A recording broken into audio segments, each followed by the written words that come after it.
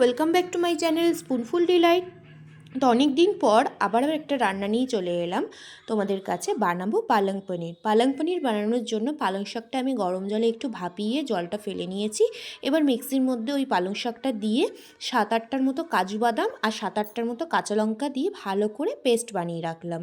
এবারে কড়াইতে আমি সাদা তেল দিয়ে একটু জিরে ফোড়ন দিয়ে দিয়েছি একটা পেঁয়াজ কুচি করে। পেঁয়াজটা গোল্ডেন করে ভেজে নিয়ে দিয়ে দিলাম আমি এর মধ্যে একটা টমেটো কুচি।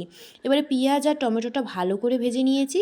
এবারে এর মধ্যে দিয়ে দিলাম হাফ চামচ করে আদা আর রসুন বাটা। আদা রসুন পেঁয়াজ সমস্তটা ভালো করে ভেজে নেব। তারপর এর মধ্যে দেব হলুদ গুঁড়ো আর স্বাদ মতো নুন, আর দেব এর মধ্যে একটুখানি ধনে গুঁড়ো আর একটুখানি জিরে গুঁড়ো দিয়ে সমস্ত মশলাটাকে ভালো করে ভেজে নিয়েছিলাম।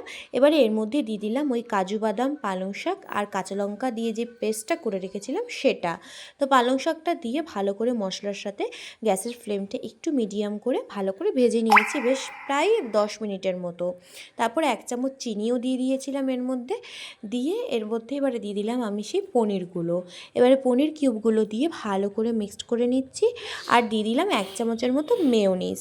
তো একটু ফ্রেশ ক্রিম হলে ভালো হতো, যেহেতু আমার বাড়িতে সেই সময় ফ্রেশ ক্রিমটা ছিল না অ্যাভেলেবেল, সেই জন্য আমি মেয়োনিজ দিয়েছি।